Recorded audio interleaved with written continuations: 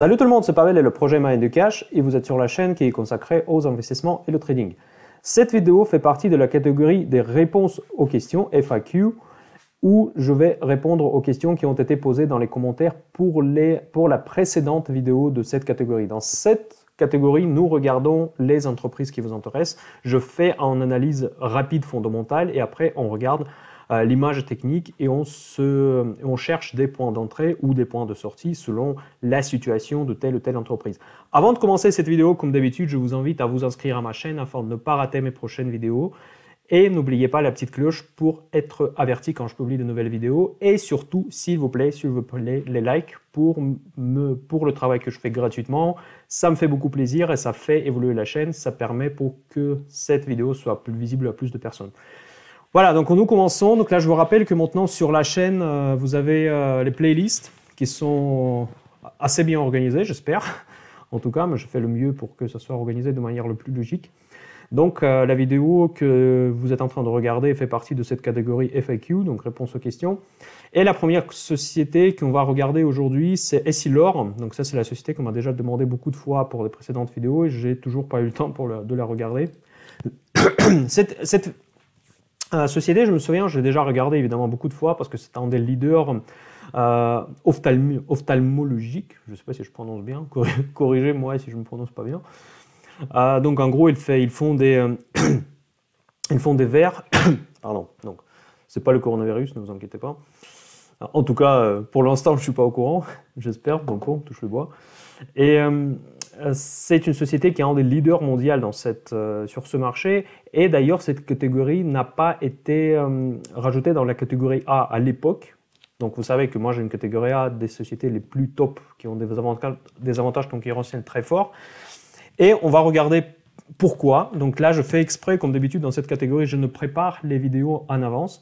Donc du coup, vous allez suivre à peu près la logique de ma réflexion, comment je analyse l'entreprise dès le début. Mais en tout cas, je vous dis que cette société qui était une candidate pour la catégorie A.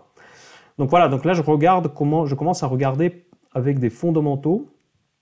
Moi, j'utilise un site investing.com, comme vous le voyez. Et après, il y en a d'autres qui sont, moi je trouve ça assez pratique, mais il y a d'autres qui sont plus chers, que je vais peut-être prendre, d'ailleurs c'est très important, je vais prendre peut-être une licence d'un service qui est beaucoup plus complet, beaucoup plus cher. Bon, après ça dépend comment ma chaîne évolue. Donc si vous me mettez plus de likes, donc du coup la chaîne va évoluer plus vite, je vais acheter un service qui coûte cher et comme ça je pourrais partager plus d'informations sur des sociétés qui vous intéressent. Juste pour vous dire quel service m'intéresse, c'est Guru Focus. Peut-être que vous ne connaissez pas très bien parce qu'il est plus connu dans les pays anglo-saxons, mais il est excellent ce site. Mais la licence, ça coûte quand même un petit peu cher. Il y a un deuxième service qui m'intéresse, c'est eChart. Mais eChart, c'est super cher, ça coûte genre 250 € par mois, je crois. Donc pour l'instant, je ne pense pas que je vais prendre tout de suite, mais Guru Focus, c'est aussi... c'est un peu moins cher, mais il faut prendre des licences par région. Donc du coup, il faut prendre pour les États-Unis et pour l'Europe. Si tu cumules les deux, dans ce cas-là, ça revient presque à la même chose. Voilà, donc on commence, pardon. Donc le ratio, PE ratio, c'est celui que je regarde le moins, mais celui qui est le plus connu. Donc ça, c'est le rapport entre le prix et les earnings. Le earnings, c'est les bénéfices de la société. 43 presque, c'est énorme. C'est vraiment une société qui est très chère de point de vue ce ratio. C'est le ratio que j'aime pas. Donc je regarde généralement un autre ratio qui s'appelle EV/EBITDA. EV, c'est Enterprise Value et EBITDA, c'est le résultat opérationnel.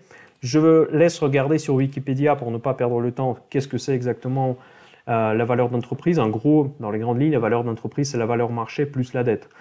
Contrairement à PE ratio, ce ratio, il tient en compte de la dette et pour moi, c'est vachement important parce que ça montre à quel point la dette est efficacement utilisée, combien elle vous rapporte en termes de résultats. Et ça, c'est ça qui est le plus important. Et ce phénomène n'est pas reflété du tout dans le PE ratio. Donc, Essilor...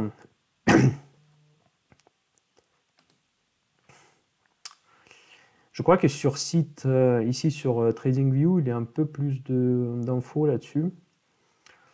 EV/EBITDA. Donc, je suis un peu moins à l'aise avec ce site, honnêtement, parce que je le regarde un peu moins souvent. Je ne sais pas pourquoi d'ailleurs. C'est vraiment pas mal. EV. Ah non, là, je vois pas trop. Ah, zut, c'est dommage. Donc là, je ne le vois pas ici.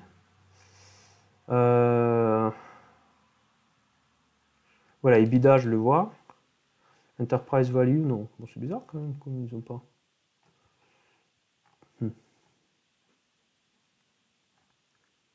Bon, bah restons sur le PE. Je vais quand même essayer de le retrouver. Attendez. Je vais mettre en pause, je vais regarder ailleurs pour savoir. Ça y est, c'est bon, je l'ai retrouvé sur Yahoo Finance. Donc Yahoo Finance, d'ailleurs, c'est aussi une alternative assez intéressante. En plus, elle est gratuite, donc c'est bien. Enterprise Value vers EBITDA, c'est 13. Et ça, c'est super bien. Vraiment, pour moi, les sociétés qui sont pas chères, ça commence à partir de 15. Et ce que j'adore dans ce ratio, c'est qu'il est assez invariant par rapport à l'industrie. Tandis que pour PE, le PE ratio normal pour l'industrie d'automobile ne sera pas le même que PE ratio normal pour l'industrie de technologie. Donc du coup, c'est vraiment pas exploitable ce ratio. Par contre, Enterprise Value et EBITDA, si l'entreprise de grand niveau, genre de la catégorie A, ce que j'appelle, elle sera plus élevée, et c'est normal, mais quand on est à 15 pour une entreprise comme ça, c'est vraiment, elle n'est pas très chère. Et pourtant, vous voyez la différence que PE, je ne sais pas pour quelle raison, il nous montre une valeur bien plus importante. On a l'impression que la valeur, elle est très très chère. Voilà, au niveau de ratio, ça c'est le chiffre d'affaires, le prix par rapport au chiffre d'affaires. Donc du coup, là, Essilor, elle est valorisée 2 ans et demi de leur chiffre d'affaires. C'est logique, bon, c'est un business très fiable, donc c'est pas price to book en 32, c'est pas cher. Donc ça veut dire que les actifs de l'entreprise, elles sont proches à leur valeur boursière, donc un petit peu 30% supérieur à leur valeur boursière. Non, c'est les valeurs boursières, elles sont supérieures à 30% supérieures à leurs actifs, donc c'est logique. Donc du coup, il y a une certaine valorisation de la croissance future, c'est tout à fait normal. Grosse marge, c'est excellent, 61%. Déjà, à partir de 20%, c'est des sociétés, c'est le business marginal. Bon, marginal, ça ne convient pas à un mot en français, mais c'est les business qui génèrent des marges. Dites-moi dans les commentaires comment il faut le dire, parce que bon, je ne suis pas français à la base, donc je suis devenu français, on va dire. Voilà. Donc, donc la marge nette à 10%, c'est correct. Donc c'est le business stable sur 5 ans en moyenne, ils ont 10%. 5 ans en moyenne, grosse margin était presque exactement la même que la dernière. Donc c'est très très stable comme entreprise. Ensuite, par contre, là, il y a un problème. Il y a un problème vraiment bizarre. Parce que return on equity, déjà sur la moyenne, sur les 5 ans, c'est très peu. Et return on investment, c'est ce qui est avec la dette. Donc visiblement, il n'y a pas beaucoup de dette apparemment, selon ce que je vois. On va le voir tout à l'heure avec notre ratio. Parce que je vois que return on equity, c'est la même chose que return on investment, sauf que return on investment tient compte de la dette, mais ils sont presque les mêmes. Donc un petit peu plus d'1% de différence, ça veut dire qu'il y a très peu de dette pour cette entreprise. Mais c'est très peu pour moi. Moi, je m'attendais à avoir plus de 10 pour ROIC, ici, là. On a seulement 5,5. Donc là, je vois qu'il y a une baisse significative de earnings per share. Je ne sais pas ce qui se passe dans ces sociétés, en fait, mais apparemment, ils sont en train de passer une période assez compliquée. Donc, je pensais que c'était une entreprise avec un fort avantage concurrentiel, mais apparemment, il n'est pas encore très bien valorisé. Ou bien, c'est une entreprise qui avait un avantage concurrentiel, mais est en train de le perdre. C'est possible aussi. Pourtant, c'est bizarre que la moyenne sur 5 ans, la rentabilité est moins de 7% pour une entreprise comme ça. Bon, là, je ne suis pas rassuré. Current ratio, donc au niveau niveau d'endettement à court terme, il n'y a aucun problème. Elles ont 2 fois plus d'actifs liquides que de dettes liquides, que de dettes court terme. Ensuite, ouais, comme je vous ai dit, en fait, il n'y a presque pas de dette. Donc, bon, 24%, c'est pas beaucoup vraiment pour une entreprise de taille comme ça. C'est pas beaucoup de dette, donc ça, c'était déjà évident à partir de ces deux ratios. Parce que quand ces deux chiffres, ce chiffre-là, elle est proche à ce chiffre, donc plus exactement le dernier, c'est-à-dire que la dette n'a quasiment aucun impact sur le... Ok, et dividende, donc ils ne payent pas le dividende apparemment. Bon, pour une société comme ça, je m'attendais... Déjà, ils ont coupé le dividende visiblement. Je ne sais pas, je sais pas ce qui se passe. Donc, ils perdent des earnings, ils sont en train de perdre les bénéfices et ils ont coupé le dividende. Parce qu'il y avait un dividende pas énorme en moyenne pendant 5 ans. Je ne sais pas ce qui se passe avec cette entreprise, mais il y a un problème. il y a clairement un problème. Donc je vais regarder, je vais regarder maintenant le income statement. Donc ça c'est quoi? Ça c'est le compte de résultat annuel. Donc 2019 ça augmente. Donc jusqu'à 2019 tout était bien. Je sais pas, je pense qu'il y a quelque chose qui se passait cette année. Je sais pas si c'est coronavirus, mais je voyais pas trop cette entreprise être impactée comme... Voilà, les résultats opérationnels, il a augmenté aussi, donc ils ont fini d'une manière très, très beau. Ils ont excellé, ils ont très bien fini l'année 2019. Mais il y a quelque chose qui s'est passé après. Je sais pas ce que c'est.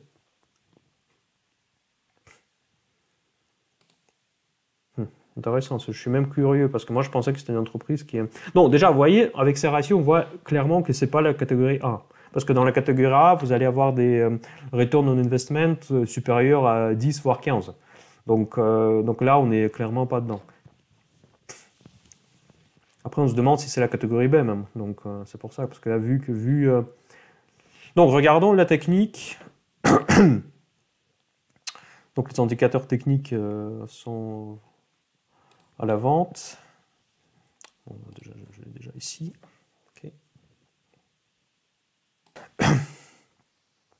Oui, tout à fait. On voit que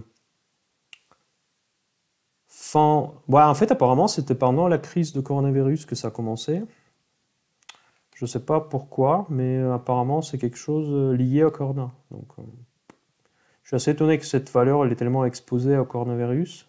Il faut lire un peu plus, il faut creuser qu'est-ce qui s'est passé exactement. Parce que, vous voyez, donc là, en février encore, il était à 140. Donc on a perdu plus de 40%, c'est quand même incroyable. Donc là, avec des gros volumes en plus, il a eu énormément de ventes. Donc du coup, maintenant, on a un énorme support ici. Bon, là, elle est lourde, hein, 130 encore. Donc là, on s'est enfoncé... Je comprends pas qu'est-ce qui se passe avec cette valeur. Bah, dites-moi dans les commentaires si vous la connaissez, cette valeur. Mais moi, je la connais pas très bien. Mais et l'image fondamentale et l'image technique me paraissent vraiment très alarmantes. Donc peut-être il y a quelque chose de grave qui s'est passé. Soit ça coïncidait avec le coronavirus, soit c'est quelque chose, je sais pas. C'est quand même... Bon, on va voir. Là, c'est depuis, ouais, ça c'est depuis pas très longtemps. Donc. Et en plus, il a eu de volatilité sur cette valeur. Vous voyez, donc ça, c'est pas loin en fait. Ça, c'est en 2019, en fait, c'est il y a un an. Il a fait en grosse hausse là, à partir de 95, elle était là. Pourquoi elle est à 95 ici, je comprends pas. Vraiment, je comprends pas très bien cette valeur. Mais il y a vraiment, il faut creuser parce qu'il faut voir, il faut comprendre un peu mieux le dossier parce qu'il a commencé à baisser en 2018, mi-2018, quelque chose s'est passé.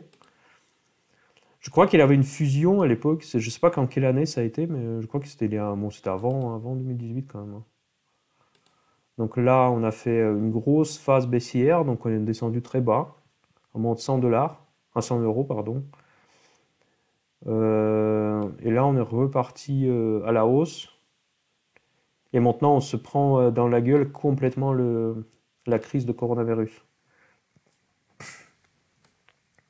Bon, vous voyez là, en gros, en tout cas, on voit les niveaux techniques, on voit les clairement ici. Donc, parce que là, les volumes sont énormes autour de ces niveaux. Donc, attendez, je vais juste vous mettre les niveaux. Voilà, donc là, on a clairement un niveau super puissant qui est là. Donc, bon, déjà, le plus bas, je pense que ça va être quelque part par là. Voilà, c'est là où il y a un niveau. Bon, par contre, il n'y a pas beaucoup de volume ici. Mais c'est vrai que je ne sens pas du tout cette valeur. Donc il y a un canal énorme ici. Il y a visiblement une résistance au niveau de 110 et en support au niveau de 100. Donc c'est facile à calculer. Donc c'est vraiment les chiffres ronds. Donc, et là, on est dans ce canal. On n'arrive pas à le franchir en ce moment. Probablement, c'est une opportunité de faire short sur une valeur de qualité. Pour moi, c'était toujours une valeur de qualité. Mais bon... apparemment, il y a quelque chose qui a changé depuis que je l'ai regardé il y a quelques années déjà. Et là, on reste vraiment dans ce canal 110. Je pense qu'on va rester ici, on ne pourra pas franchir ce seuil. Parce qu'il y a clairement quelque chose qui empêche à cette valeur d'aller plus loin. Donc, probablement, il y avait un problème dans le business model. Peut-être il y a un concurrent qui leur a récupéré les parts de marché, je ne sais pas. Il faut regarder les fondamentaux. En fait, on peut pas. En fait, le constat pour cette entreprise, donc du coup, visiblement, il avait un avantage concurrentiel à un moment donné. Ensuite, il y a eu quelque chose qui s'est passé, ils ont commencé à le perdre. Et maintenant, ils sont soit dans une transformation de business model, mais pour se positionner sur cette entreprise, si vous voulez y positionner à long terme, il faut lire le bilan. Parce que là, je peux pas avoir un même avis ici. De point de vue technique, je ferai short, parce que là, on est en train de dessiner vraiment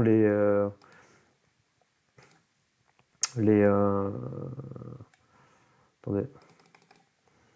On est en train de dessiner les patterns techniques très visibles. Je dirais que j'étais plus short, pourtant le prix me paraît pas énorme. Donc ça veut dire ça veut dire que je comprends pas ce dossier. Donc je veux pas j'ai pas d'avis, voilà. Sur Essilor, j'ai dit tout ce que je pouvais dire. En fait, il a perdu de rentabilité, il est en train de perdre leurs bénéfices. Il a coupé le dividende, donc, et maintenant il a baissé fortement, vraiment super fortement, à cause de coronavirus. Je ne comprends pas pourquoi ce secteur a été tellement impacté par cette crise. À voir, à voir. Donc la deuxième société que nous allons regarder aujourd'hui, ça sera Rubis. Donc on m'a posé cette question sur cette entreprise qui fait de mémoire un stockage du pétrole, ce qui d'ailleurs, c'est pas par hasard que je choisis cette entreprise aujourd'hui, parce que si vous regardez ma chaîne et si vous regardez les news, vous savez qu'il y a un énorme problème de stockage de pétrole qui est en abondance aujourd'hui. Donc voilà, donc ça, ils sont engagés dans le stockage et la distribution des produits de pétrole liquide. Donc en fait, elle est structurée autour de deux division opérationnelle comme Rubis Terminal spécialisée dans le stockage en gros liquide industriel et liquide industriel produit. Il y a du LPG, ok. Ouais, bon. En tout cas, à court terme, on va dire, le problème de stockage se pose énormément. Donc là, évidemment, cette société, elle peut tirer profit à partir de la situation actuelle, parce que les coûts de stockage sont augmentés. Si on voit cette entreprise, sans rentrer en détail, pardon. Bon, excusez-moi, j'ai oublié d'éteindre mon téléphone. Voilà, donc cette entreprise qui a des atouts, en fait, dans la crise actuelle, clairement. Et je vais voir comment on va faire pour le Rubis. Rubis. Donc, ça, les ratios. Je commence comme toujours. Donc, PO ratio, c'est 14. Donc, ça, c'est pas très cher. Donc, cela veut dire que, comme je vous ai dit, en fait, on va regarder, par exemple, ici, sur, je sais pas si... c'est vrai que sur Yahoo Finance, ça fait longtemps que je ne l'ai pas utilisé, il est pas mal. Donc statistiques, je vais vous montrer l'autre ratio que j'utilise plus souvent. Ah, vous voyez, EV/EBITDA, il est vraiment pas cher. Vraiment, Rubis, il est vraiment pas cher de point de vue EV/EBITDA. Mais il faut comprendre que c'est quand même le secteur, ça reste le secteur pétrolier. Et le secteur pétrolier, il est sous pression. Donc, il faut quand même tenir compte de ce phénomène que quand même, ça reste, si le secteur pétrolier continue à chuter, Rubis ne va pas aller en contresens. Il fera peut-être un peu mieux que Total et les autres, mais pas forcément beaucoup mieux. Donc, au niveau de ratio, il n'est pas très cher. Donc là, déjà, au niveau de price to sales, il est valorisé moins d'un an de chiffre d'affaires, c'est très bien. Price to book, en fait, les actifs sont un petit peu inférieurs, presque 2 fois inférieurs que la valeur boursière. Vous voyez, la marge à 27, c'est normal. C'est moins que Essilor, mais c'est pas mal. Marge nette à 6,5, bon, ça, c'est pas terrible. Return on equity, 13 presque, ça va. Et 8 ici, c'est pas excellent, mais c'est pas mal. C'est pas mal. Et les bénéfices augmentent. Donc, c'est une société en bonne santé. Donc, il n'y a pas de problème. Donc, un peu de dette, mais bon, évidemment, pour une société qui fait du stockage, forcément, il y aura de la dette parce qu'ils ont beaucoup d'infrastructures et tout ça. Donc. Et c'est pas excessif. Moi, je m'attendais à plus de 100% de dette. Et courant ratio, il n'y a aucun problème à dette court terme. Donc, en tout cas, ça me plaît pour le moment. Donc, dividendes généreux et seulement représente 55% à peu près de leurs résultats. Excellent, c'est pas mal cette entreprise, moi j'aime bien. Je vais juste vite fait regarder leurs résultats, les croissances de leur chiffre d'affaires. Est-ce qu'elle est stable? Oui, elle est stable d'une année à une autre. Résultat opérationnel, pareil. Donc, non, c'est parfait, hein, c'est bien. En tout cas, jusqu'à aujourd'hui, earning per share, ça augmente. Bon, ouais, non, ouais, moi j'aime bien, hein, c'est excellent cette entreprise. Vraiment, j'ai rien à dire. Regardons pour point de vue technique, Rubis.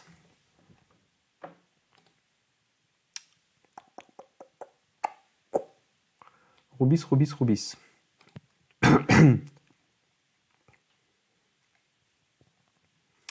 Donc là, on est sur... déjà, regardons dans les grandes lignes, en fait. Depuis 5 ans, qu'est-ce qu'elle fait, cette action? Donc, depuis 5 ans, elle a vécu de tout. Je regarde même plus grand.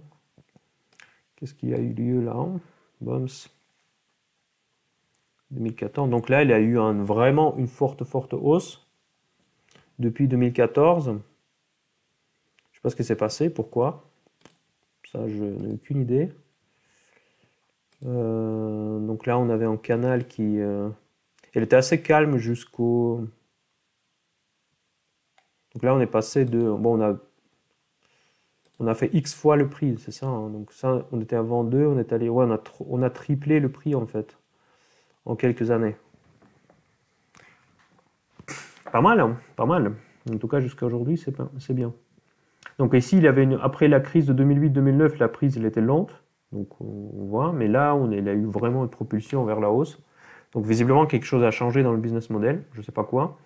Mais à partir de 2014, visiblement, il y a quelque chose qui a été largement amélioré. Ensuite, on a cassé le canal, vous voyez, donc tout de suite, la technique, on essaie de y revenir, on n'arrive pas. Vous voyez, bon, j'adore quand même l'analyse technique. Moi, j'étais très sceptique au début. Mais franchement, quand on regarde comme ça, pour regarder rapidement l'entreprise, qu'est-ce qui se passe dans l'entreprise, c'est sympa. Parce que vous voyez, tout de suite, on voit que le business model a changé, donc ça se passait bien. Donc il y a quelque chose ici, il y avait un événement majeur qui s'est passé là, en 2018, août 2018, je ne sais pas ce que c'était, mais forcément, rapport de force a changé. Là, il a essayé de retester ce canal pour revenir effectivement dans le canal aussi de long terme. Il n'a pas réussi, il est resté ici, et là, maintenant, il a rechuté. Mais elle a rechuté, évidemment, on sait pourquoi elle a rechuté, parce que ça, c'est déjà notre crise, notre chère crise, pourquoi on est tous en confinement. Voilà, donc là, du coup, il se prend plein dans la gueule la crise, il a rebaissé, et probablement, on va attendre même les plus bas de début de ce canal haussier, quand il y a eu visiblement un changement de leur business model quelque part. Donc au niveau de pronostic, en tout cas c'est une belle valeur. Moi j'aime bien cette valeur et en tout cas elle ne sera pas forcément aussi impactée parce que de toute façon on aura besoin du pétrole, mais pas forcément pour le prix que vous payez avant. C'est ça à peu près mon avis sur le secteur. Donc forcément je ne dis pas que le pétrole ne servira plus à rien, mais on aura besoin, mais on ne payera pas aussi cher comme on payait avant. Voilà. Donc, mais par contre le problématique de stockage, il sera toujours d'actualité. Donc du coup je pense que ce serait plus... D'ailleurs, je pense que je vais rajouter cette entreprise quelque part dans ma liste. Peut-être dans la catégorie C, bon, comme ça on verra, après je redistribue. Parce que j'aime bien cette valeur. Au niveau technique, bon, si on parle des niveaux vraiment critiques, ça sera vers le retour vers là où il a commencé son parcours de combattant. Ça sera vers les vents. Vous voyez, vent 3, donc ça, on est encore assez loin quand même. Bon, il faut juste faire 50% de baisse. C'est vite fait, hein. Si la crise reprenne, on va vite fait faire... On a déjà été à 30, donc c'était pas très loin. Hein. Mais à ces niveaux-là, donc ici, en fait, il n'y a pas beaucoup de support, en fait, je vois. Hein. Parce qu'elle peut juste, tout simplement, dessiner le même canal que baissier, maintenant, cette fois. Vous voyez, je pense que si je tradais cette action, je le verrais plus bouger comme ça. Voilà.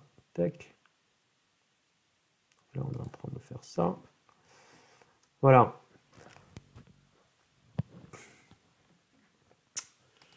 Je pense que si tout se passe bien,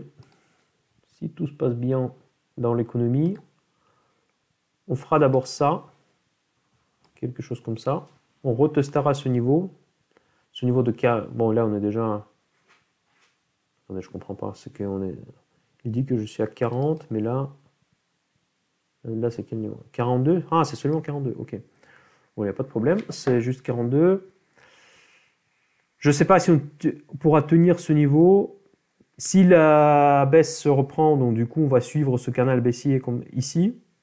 Si en fait la baisse, il y a des bonnes nouvelles, dans ce cas-là, on va peut-être franchir et on va faire, on va se balader dans ce niveau-là un petit peu plus élevé. Mais on va rester baissier apparemment.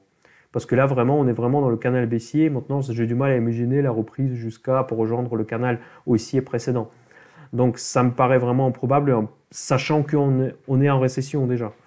Donc, il est plus fort probable quel que soit le scénario pessimiste ou optimiste, le titre va rester baissier jusqu'à atteindre le niveau de 27, bon 30 on va dire.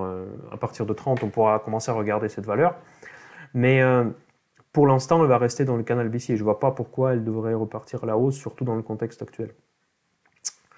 Voilà, je pense que pour Ubis, ça sera tout. Donc pour résumer, une très belle valeur à suivre, mais il faut attendre encore un petit peu parce qu'elle est baissière et elle restera, pour moi, elle restera encore baissière.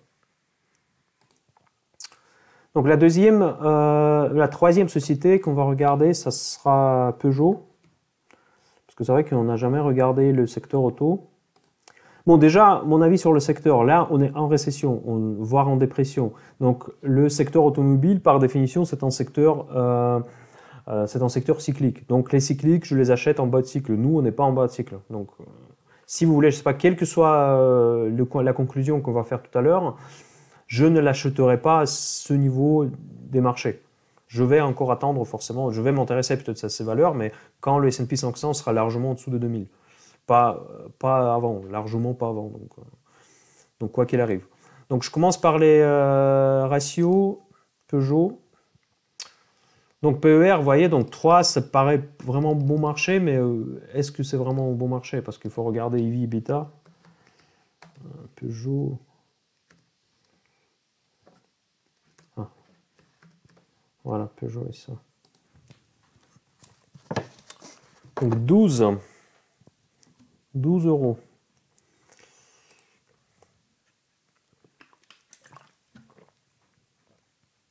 Ah non, la valeur entreprise, c'est vraiment pas cher. Non, vraiment, c'est une valeur massacrée aujourd'hui. À moins qu'elle est déficitaire. À moins que. Voilà, Forward PE ratio, c'est presque 15. Donc ça, c'est les analystes qui anticipent que qu'ils ne vont pas tenir le ratio si bas. Donc du coup, soit le prix va monter,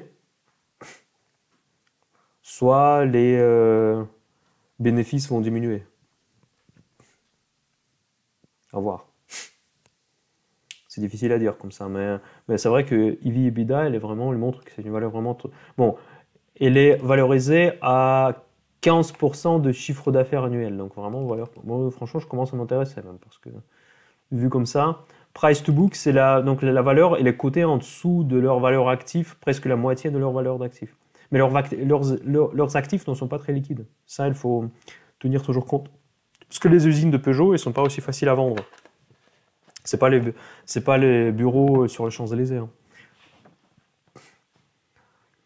Hein. Les marges brutes, 20%, c'est pas trop mal. Et net profit, bon, je m'attendais pas à grand-chose de cette entreprise. Donc, de toute façon, c'est pas trop mal. Donc, déjà, ils n'ont pas l'air de perdre de l'argent pour le moment.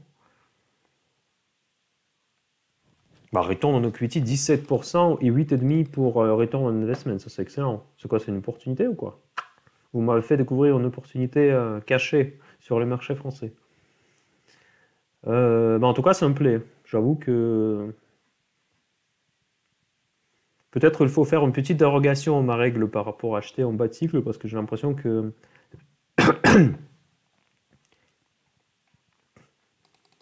Bon, il faut tenir compte que tout ça, c'est par rapport aux chiffres passés, avant le coronavirus. C'est l'exercice 2019, quand tout était excellent. Mais je trouve que même pour cette période, c'est pas trop mal. Donc c'est vraiment pas trop mal. 9% de dividende, bon, ils vont pas tenir le dividende 9%, mais à 10% presque, bien sûr. Donc ça, il ne faut pas rêver. Mais même s'il coupe en deux, même s'il l'arrête temporairement en cours de coronavirus, donc bon, ils seront tous de toute façon déficitaires cette année, mais cette année ne sera pas représentative.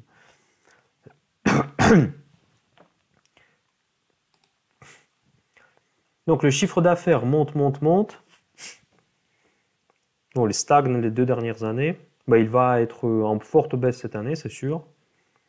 Le résultat opérationnel monte, stable. Je sais pas, je vois pas trop le problème. Dites-moi dans les commentaires si vous savez, sauf le coronavirus évidemment. Ça me paraît vraiment. Je dirais que je récupère mes mots. Peut-être que je vais la mettre dans ma liste. Là, j'étais surpris, j'avoue. Moi, je m'attendais que ça serait un truc à la con, mais c'est pas trop mal. C'est pas trop mal, honnêtement. Bon, bah regardons technique. Peut-être que c'est la technique qui va nous clarifier quelque chose. C'est souvent le cas. Quand je comprends pas, je regarde.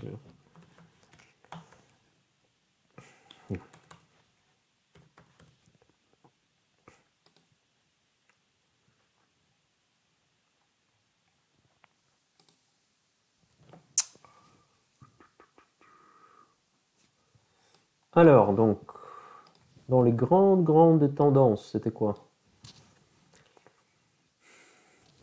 Donc, elle était haussier depuis 2012. Je pense que c'est depuis que Carlos Tavares repris les rênes, non? Je ne sais pas si quelqu'un suit ce dossier, dites-moi, hein, parce que je crois que Carlos Tavares, il a fait une révolution dans cette entreprise. Donc, elle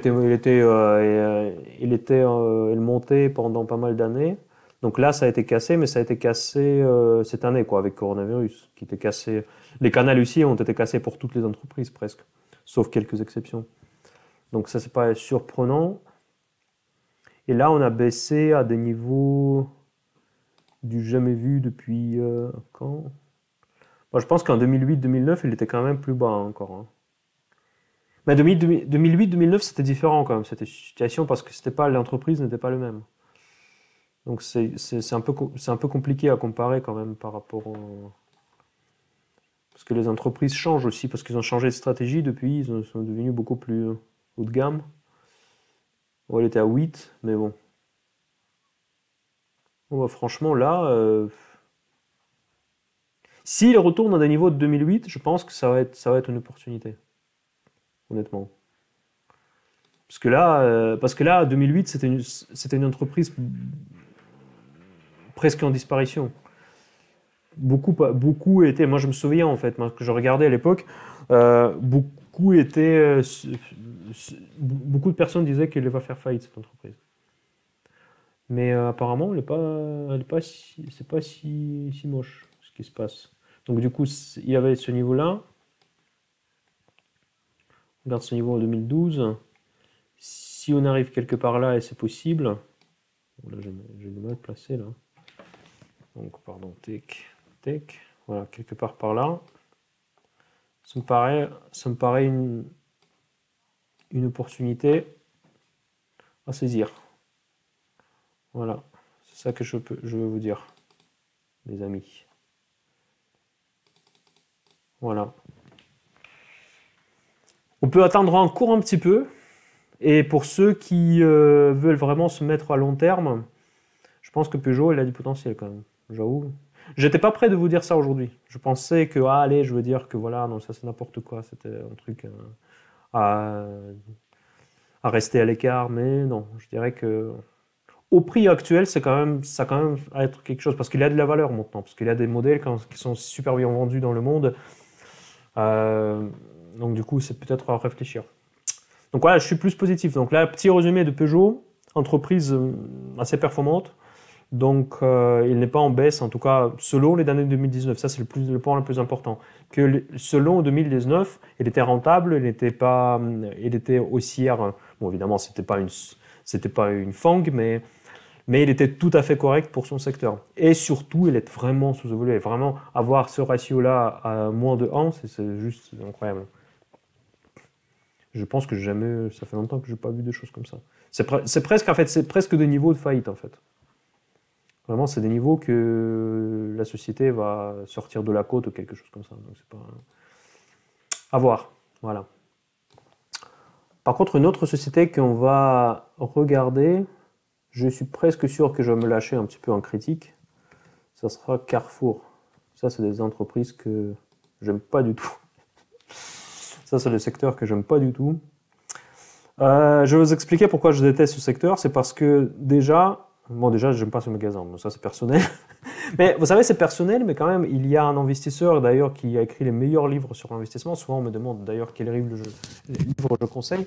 Blague à part, en fait, c'est qu'il y a un investisseur qui s'appelle Peter Lynch. En fait, je pense que vous le connaissez, hein, beaucoup qui le connaissent. En fait, sa particularité, c'est que la stratégie qu'il décrit dans ses livres, elle est applicable pour les investisseurs particuliers. C'est rare, en fait, parce que la stratégie de Warren Buffett, des autres investisseurs comme Templeton ou Dalio, machin, c'est difficile à réaliser pour un investisseur retail, mais pour nous, en particulier. Mais Peter Lynch, il disait toujours qu'il faut acheter ce que vous aimez vous-même. Donc, ce que vous achetez, dans le produit que vous achetez vous-même et dans les produits que vous appréciez vous-même.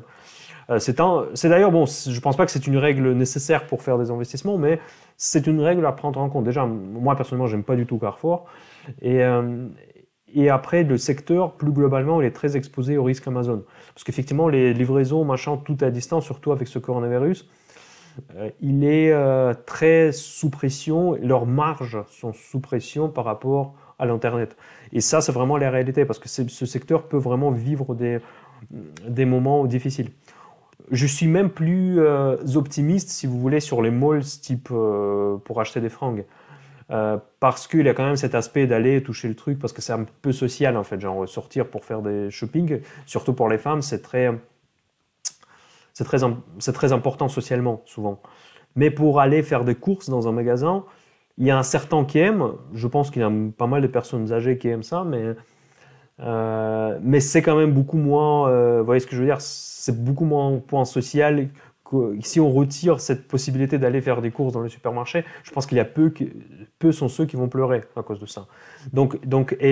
L'initiative d'Amazon de proposer les services avec les livraisons de la nourriture sur lesquels ils travaillent à fond, c'est un véritable risque pour ces entreprises. Tout ce que Casino Guichard, Carrefour, Monoprix, tout ça. Ouais, Monoprix, c'est Casino Guichard, mais dans tous les cas, c'est vraiment à prendre avec des pincettes. Je suis quasiment certain que leurs marges seront horribles. Donc là, on va les voir tout à l'heure. Cette fois, je suis quasiment certain de ne pas avoir tort. Voilà, PE ratio 500, donc elle est super valorisée. Bon, je vais dire qu'il y a un problème dans une entreprise. Je suis quasiment certain. Déjà, ça commence mal. Je regarde mon EV/EBITDA. Mais ici, il va peut-être être faible, donc ça va dire qu'il est sous-valorisé. Mais il est peut-être sous-évalué pour des bonnes raisons. C'est ça que je veux dire. Attendez. Voilà, 9. Ouais, 9, c'est pas cher, mais pour une entreprise comme ça, vous allez voir qu'il n'y a pas grand-chose. Je suis quasiment certain. Bon, il est valorisé très bas, c'est sûr. 15% de leur chiffre d'affaires, c'est la valorisation, c'est le market cap, c'est la valorisation boursière. Donc 13%. Donc le book tangible, price to book. Donc en fait, le marché la valorise à peu près à la valeur de leur actif. La marge brute, il est 22, mais je m'entendais pire. Et voilà, la marge nette, elle n'est même pas 1%, demi% la marge nette.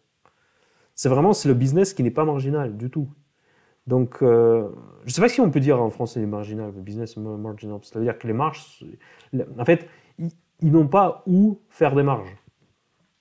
Ce business model ne permet pas de faire des marges suffisantes. Donc, du coup, voilà, c'est nul, quoi. C'est pas... Vous voyez, donc vous n'allez pas faire beaucoup. On peut éventuellement. Je ne dis pas qu'il va baisser, mais le business, en fait, il est en train de s'étouffer. Donc, vous voyez, ça, c'est des. Ouais, ça, c'est les marges. Grosse margin, ok, mais net margin, il n'y a quasiment rien. On ne gagne rien, cette entreprise, en fait. Il n'y a, il y a rien qui reste après qu'il a payé toutes ses chats, tous ses frais. Oui, il me retourne en equity, mais regardez. c'est même rigolo. Même 2% en moyenne sur 5 ans, 2%. Et la dernière, en fait, en cours, c'est 0,3%. Mais c'est juste ridicule. Vraiment ridicule, cette entreprise. Et en tenant compte de la dette, visiblement, il n'y a pas beaucoup de dettes. C'est bien d'ailleurs, c'est rare pour cette entreprise. En général, il y a beaucoup de dettes. Mais même pas important. Bon, il n'y a même pas de quoi parler ici. Donc là, il n'est pas. C'est une entreprise qui gagne. Bon, il y a beaucoup de dettes, contrairement d'ailleurs. Oui, mais c'est juste parce que ces valeurs. Mais ouais, c'est bizarre quand même. Parce qu'il y a tant de dettes et il n'est pas reflété entre ces ratios. Bon, il a beaucoup de dettes, donc plus de 100% de leurs capitaux propres. Donc en plus, elle est très endettée. Ça, c'est le long terme seulement, 100%. Et toute la dette, c'est presque bon, c'est à 200%, on s'approche. Mais bon, c'est du. Et payout ratio, mais regardez, pour payer même pas 2% de dividendes, elle verse presque 600% de leurs bénéfices. Donc ça veut dire qu'elle prend de la dette, c'est ça explique pourquoi elle a autant de dettes, parce qu'en fait, elle s'endette pour vous payer les dividendes. Mais bon, oubliez, vraiment, c'est de la merde. Vraiment, c'est une entreprise qui va jamais monter, quoi. Mais après, il va monter peut-être un truc technique avec un hype, avec une petite nouvelle à la con. Elle peut monter, mais je sais même pas si je vais aller regarder le. Bon, après, on va regarder juste pour. Mais c'est vraiment l'entreprise à ne jamais regarder. C'est ça que j'ai envie de dire. Donc, quel que soit le prix, elle n'est pas intéressante. Donc voilà, donc là, bon là, le graphique il montre tout, donc elle a sa place ici, donc il n'y a rien, il a rien à mettre sous le dent. Donc voilà. Donc là, bon, elle est vendue toujours. Vous voyez, donc ça c'est une résistance, elle est vendue toujours avec des volumes énormes. Une fois qu'elle se rapproche à ce niveau, donc pour lui le maximum 17, c'est le maximum qu'elle peut rêver, c'est le 17. En cas d'une exceptionnelle bonne nouvelle, donc, et après il peut descendre, il peut continuer sa baisse qu'il a entamée déjà depuis 2015. Vous voyez, donc le graphique, elle dit tout. Hein. Donc il n'y a vraiment rien du tout. Hein. Il n'y a rien à faire sur cette valeur, honnêtement. Donc tech. Et la faillite est possible. La faillite, en plus, elle est possible. Donc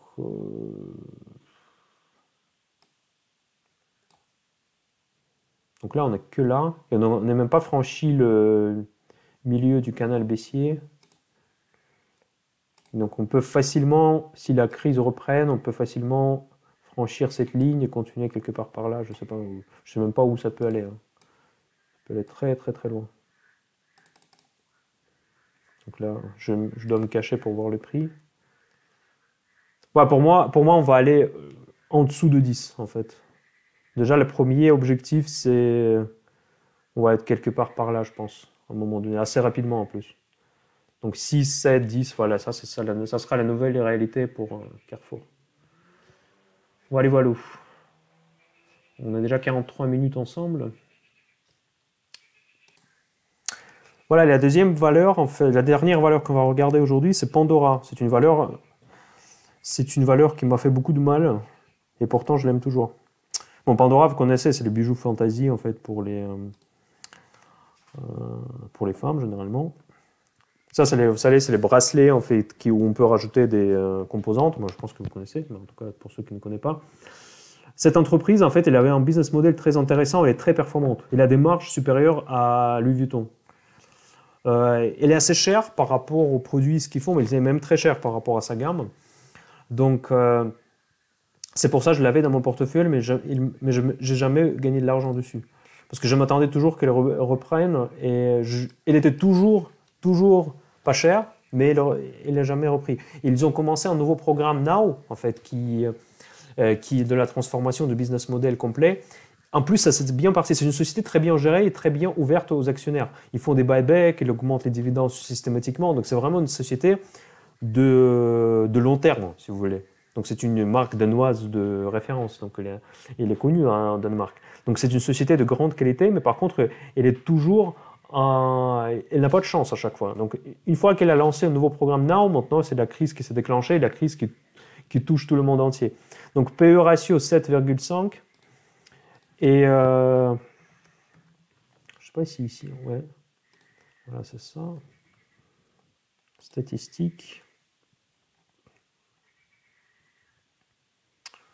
Donc, EV/EBITDA, il est un peu. Voilà, ah non. Current, elle a 4,7. Donc, elle est vraiment un très bon marché. Mais elle était toujours comme ça. Je ne sais pas pourquoi cette valeur, elle est tellement peu chère, personne ne veut.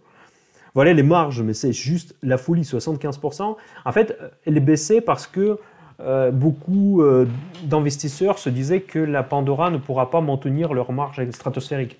Mais leurs marges sont tellement énormes, même s'ils se divisent par 3, c'est pas un problème encore. Vous voyez, net marge, 23%. Vous vous souvenez ce que nous venons de voir? Genre Carrefour, Peugeot et tout ça. Bon, c'est pas le même secteur, je comprends bien, mais 22% pour LVMH, c'est moins. Même LVMH, c'est moins de marge. On peut regarder ensemble si vous voulez, mais je suis quasiment certain que LVMH, ça sera moins que ça. Donc,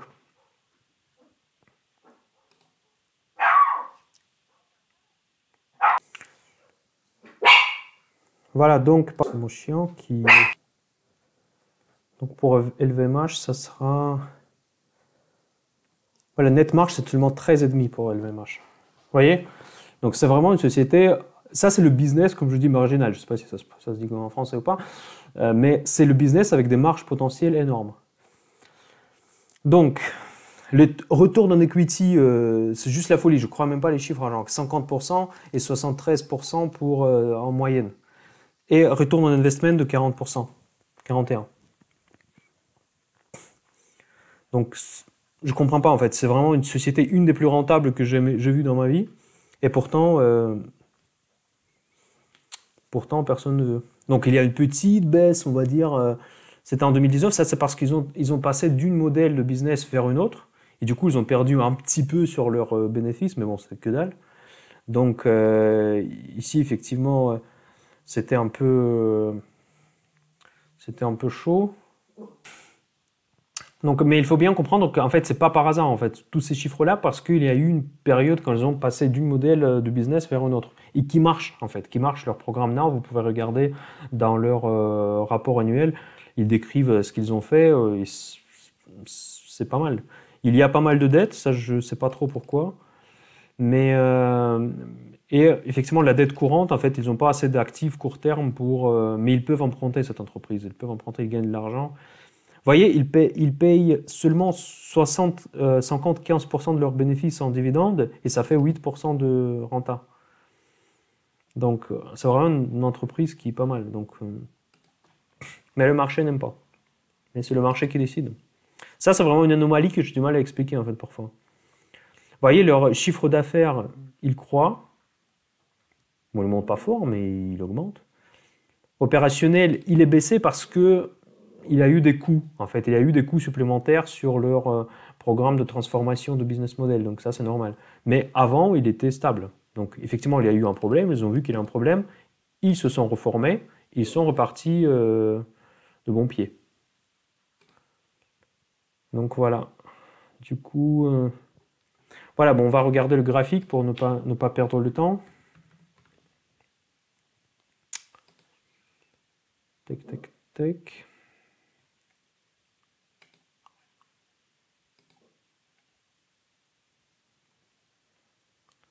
Donc Pandora, bon, je ne sais pas quand ce qu'elle a fait l'introduction en bourse, mais